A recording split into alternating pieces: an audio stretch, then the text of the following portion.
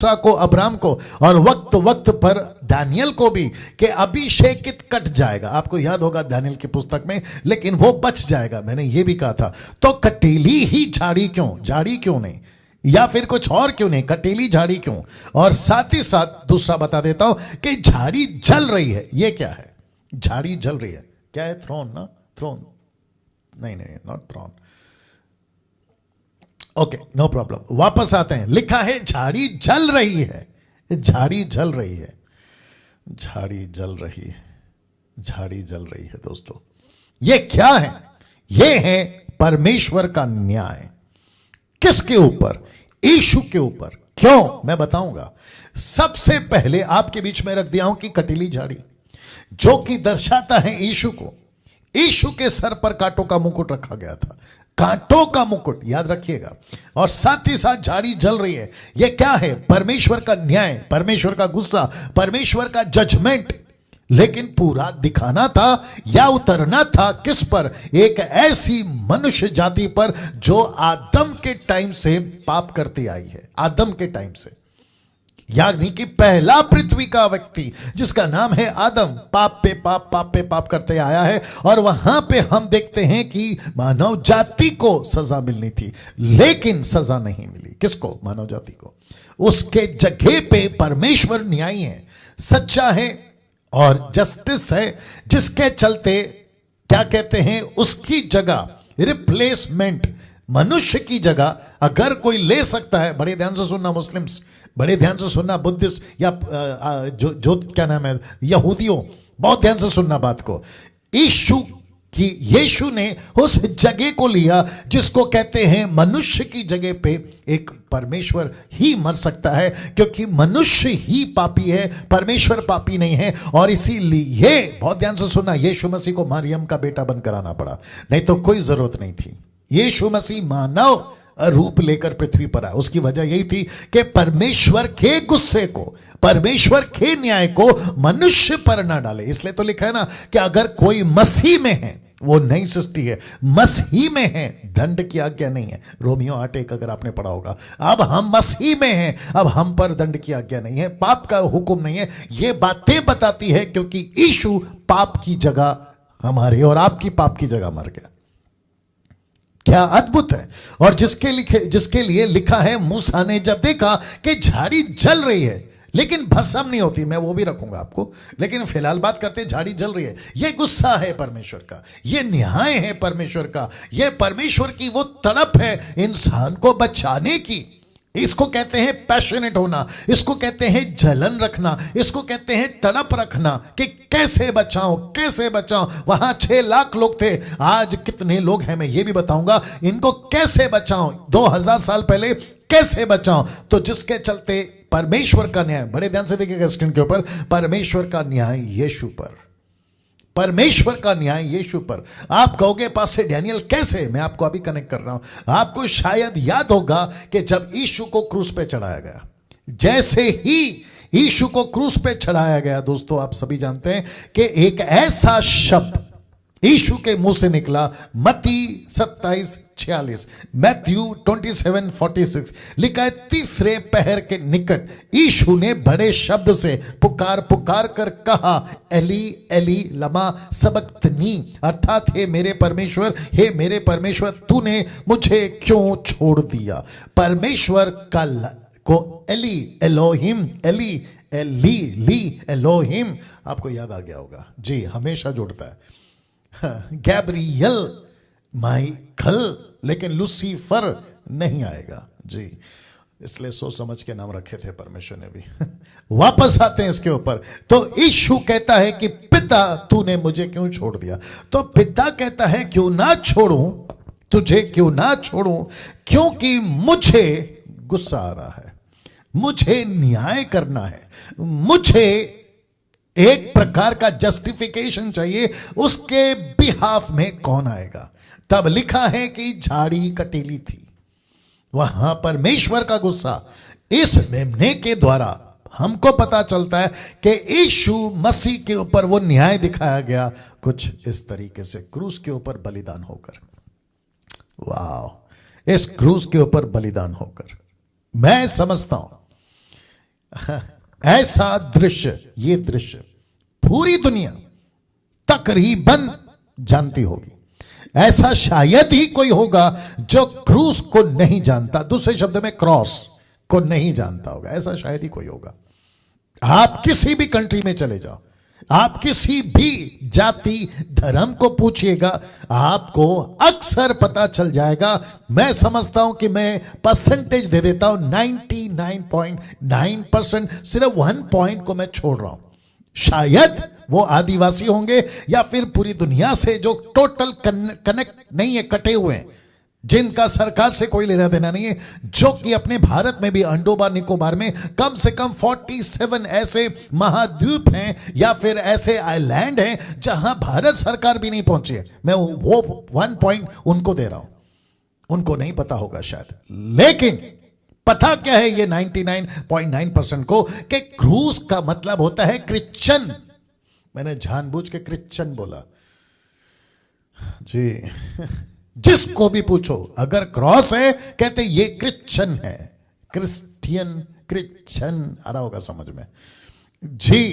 तो दूसरे शब्दों में मुझे एज अ बाइबल टीचर, मुझे एज अ प्रीचर, मुझे एज अ क्राइस्ट फॉलोअर इस बात का गुस्सा है कि यीशु को जैसा पेश होना था या जैसा पेश करना था, और यह रिस्पॉन्सिबिलिटी है हर युग की, हर जनरेशन की। और इसी के चलते मसीह मंथन ये मेहनत कर रहा है कि ऐसा कोई भी युग ना हो जिसमें हम मसीह को ठीक से पेश ना कर पाए। उसकी तैयारी हम कर रहे ताकि मसीह ठीक से पेश हो। जैसा यीशु को पेश होना था वैसा नहीं हुआ है सर, 90% नहीं हुआ है। और जिसके चलते लोगों को क्रूस पता है लेकिन क्रूस वाला यीशु नहीं। मैं रिपीट करता हूं कि संडे को मेरा प्रचार आप लोग जरूर सुनिएगा, बहुत गजब का प्रचार आ रहा है संडे को जी।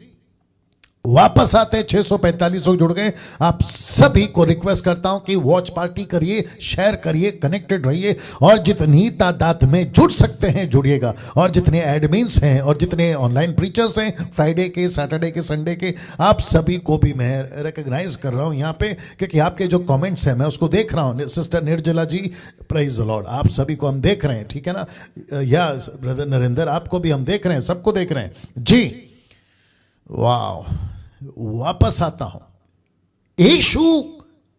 यीशु को पेश करें या यीशु के क्रॉस को, आप ही बताइए।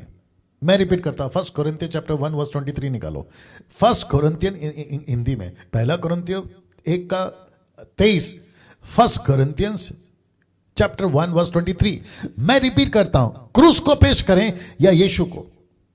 अब आप कुछ लोग कहोगे कि नहीं डैनियल भाई, क्रूस मतलब यीशु, यीशु मतलब क्रूस। नहीं मेरे भाई, बहुत बड़ी गलतफहमी में हो।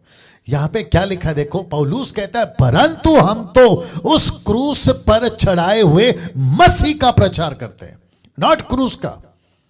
आपके गले में क्रॉस लगाने से आप ईसाई नहीं बनते, ये तो बाहर का रूप है। मैंने बताया था पवित्रता के टाइम पे, आप सफेद पादरी का कपड़ा पहनने से आप क्रिश्चियन बन जाओगे, ये कोई गारंटी नहीं है। वो बात अलग है कि सफेद कपड़ा पहन के तुम कितने काले काम करते हो, वो बात अलग है। हाँ, उसके ऊपर नहीं आऊंगा अभी। तो वापस आते हैं, आप सभी को यह बात को समझना होगा कि यीशु का क्रूस नहीं बल्कि क्रूस पे चढ़ा हुआ यीशु को पेश करना है। आपके चर्च के पुलपिट से, आपके सोशल मीडिया से, आपके स्कूल, कॉलेज, बिजनेस, आप जहां भी जाते हैं आपको यीशु को पेश करना है, क्रॉस को नहीं, क्रॉस को नहीं।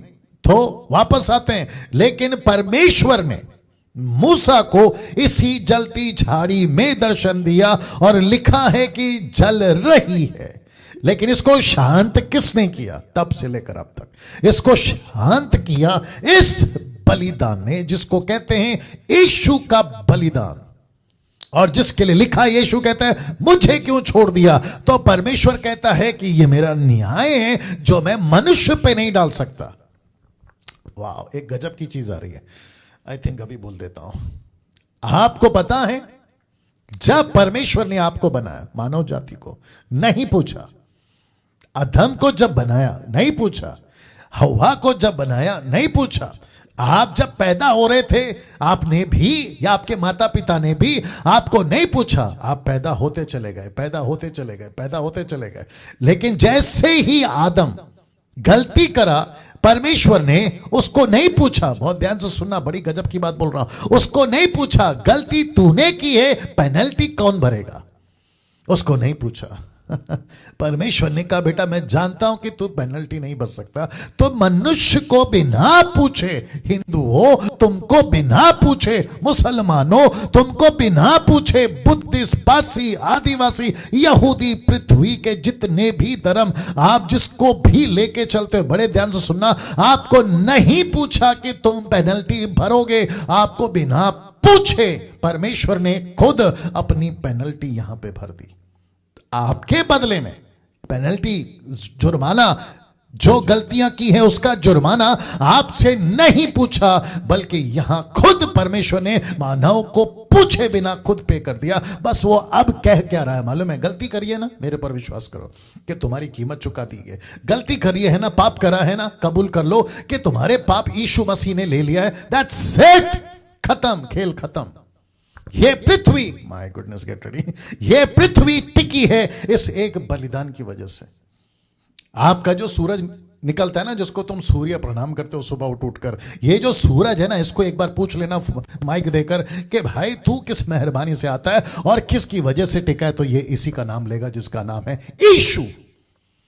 ये आपका चांद निकलता है ना रात में, जिसको आप चंदा मामा कहते हो, ये जो तारे निकलते हैं ना टिमटिमाते, जिसको तुम बच्चों को दिखाते हो, और ये आपकी गैलेक्सी, ये आपका पृथ्वी, ये आपका हवा, और ये आपकी पानी, और जमीन से उगने वाला अनाज, ये सब टिका है उस एक यीशु के वजह से। अगर यीशु बीच में नहीं आता, परमेश्वर कब का नूह की तरह और सदोम और गमों की तरह इसको खत्म कर देता, पीस के और जला के राख कर देता, जमीन को फाड़ देता और ये पृथ्वी खत्म हो जाती।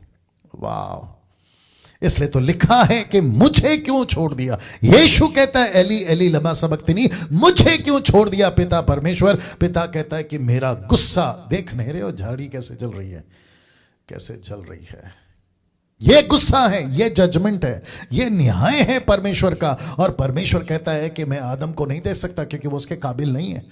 और एक आ गया, सुनो सुनो सुनो, इस पृथ्वी पे, बहुत ध्यान से सुनना, कनेक्ट कर लीजिएगा, इस पृथ्वी पे कोई ऐसा गुरु, इस पृथ्वी पे कोई ऐसा महान आत्मा, या ऐसा कोई महान व्यक्ति, या मौलाना, या कैथलिक का फादर, या पेंटिकॉस्टल का पास्टर, या किसी भी प्रकार का संत गुरु इस पृथ्वी पर कभी कभी खुद का, दूसरों का तो छोड़ो, खुद का तक पाप माफ नहीं करा सकता परमेश्वर के सामने खड़ा होकर, जब तक यीशु का लहू उसके ऊपर ना आ जाए। क्या बात करते हो?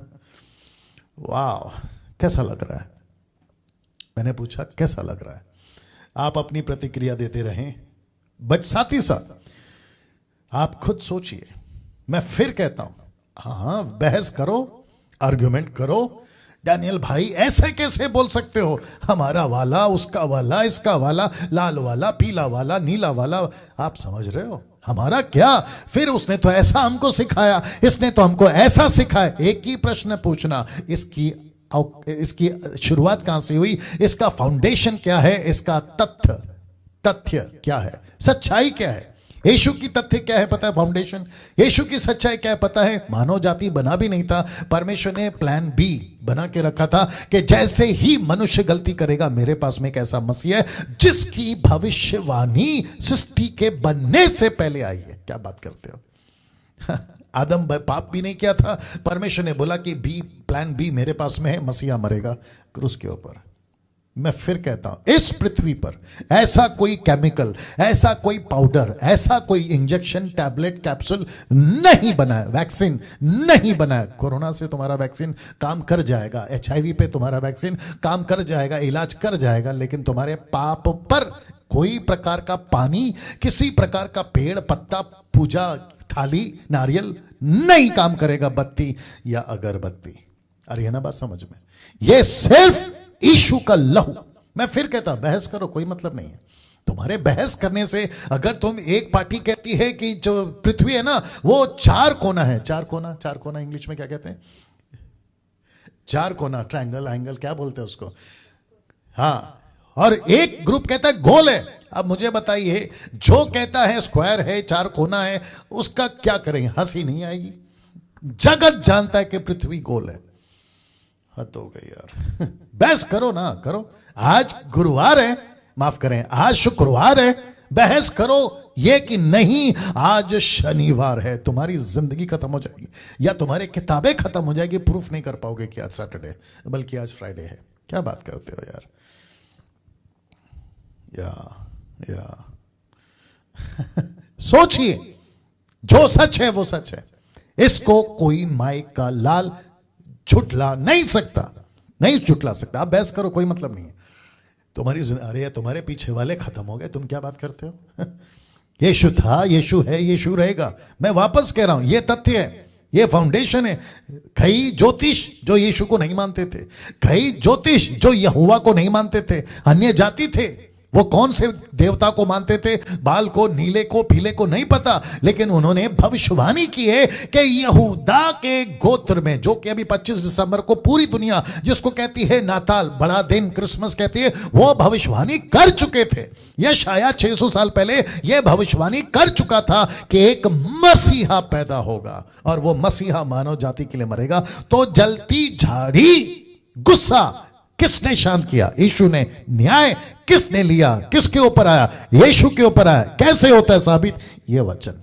नहीं तो यीशु हमेशा कहते हैं, यूहन्ना की किताब में जितने पादरी मुझे सुन रहे और जितने पास्टर मुझे सुन रहे, मेरे साथ में सहमति जताइए। यीशु ने क्या कहा? मैं पिता में हूं, पिता मुझ में है, मैं पिता को देखता हूं, मैं पिता को देखकर काम करता हूं, पिता ने मुझे अकेला नहीं छोड़ा। ऐसा कितनी बार पढ़ते हैं मत्ती, मरकुस, लूका, यूहन्ना में। मत्ती में 28 है, मरकुस में 16 है, लूका में 24 है, यूहन्ना में 21 अध्याय। आखिर में एक जगह पे यीशु बोलता है, मुझे क्यों छोड़ दिया? इसकी वजह यह है कि परमेश्वर का गुस्सा यीशु ने अपने ऊपर लिया, जिसको कहते हैं उसका न्याय यीशु मसीह ने अपने ऊपर लिया, उसको कहते हैं जाड़ी जल रही है। लेकिन दोस्तों ये देखो क्या निकल गया। ये लिखा है भस्म नहीं होती। जल तो रही है लेकिन भस्म नहीं होती। यीशु क्रूस पे, माफ करें पीछे डाल देता हूं वापस से, यीशु मसीह क्रूस पे तो मरा लेकिन लिखा है भस्म नहीं होती। इसका मतलब क्या पता है? यीशु जी उठा। क्या बात है, यीशु जी उठा, यहां क्रूस पे मरे और यहां जी उठे। लिखा है झाड़ी जल रही है, झाड़ी जल रही है लेकिन भस्म नहीं होती। अभिषेकित काटा जाएगा लेकिन अभिषेकित नहीं मरेगा। दानियेल की पुस्तक में बता दिया था, वैसे ही यीशु मरा लेकिन जी उठा, जिंदा है। इसलिए तो मूसा बोलता है ये क्या गजब है। मूसा बोलता है, मैं पढ़वाऊंगा, वो बोलता है क्या गजब है, जल तो रही है, जल तो रही है लेकिन भस्म नहीं होती। ये क्या चक्कर है? ऐसा कौन सा पेड़, ऐसी कौन सी झाड़ी, माफ करें, नॉट पेड़, not tree but the Bush, ऐसा कौन सा झाड़ी जो जल रही है पर भस्म नहीं होती? इसको देखने के लिए वो नजदीक गया और जिसकी चर्चा मूसा के बाद के नबियों ने, यहोशू ने, वो जितने प्रॉफिट हैं, वो चाहे यशाया हो, यिर्मयाह हो, हेसेकेल हो, आमोस हो, मीका हो, वो सभी ने, और उसके बाद खुद यीशु ने खुद की प्रोफेसी करी। और जॉन द बैप्टिस्ट का तो गजब है, उसने कहा कि मेरे बाद जो आ रहा है वो जगत का पाप उठा ले जाएगा। ये सब क्या है? अपोकलिप्टिक चिन्ह के रूप में, दृष्टांत के रूप में। किसको बताता है? यीशु को। अब मुझे बताइए, ऐसी जगत में कौन सी पुस्तक है? जितने मसीह लोग सुन रहे, 728-30 लोग जो भी सुन रहे, आप सभी को पूछूंगा, ऐसी कौन सी पुस्तक है जिसमें इतना स्पष्ट किसी के बारे में लिखा हो? जरा निकाल के बताइए। इतना स्पष्ट कि ऐसा पैदा होगा, ऐसा मकसद है उसका, वो ऐसा मरेगा, फिर वो जी उठेगा। जितने आए वो तो मर गए, वो बात अलग है, लेकिन जी उठेगा। कमाल करते हो यार। तो भस्म नहीं होती, झाड़ी भस्म नहीं होती। इसका मतलब है कि यीशु मरा और जी उठा। आप अपनी प्रतिक्रिया दीजिए मुझे प्लीज। या पिंटू चौहान कहते हैं only Bible. I agree with you brother, only Bible, सिर्फ बाइबल या पवित्र शास्त्र। बाइबल मतलब पवित्र शास्त्र। नाउ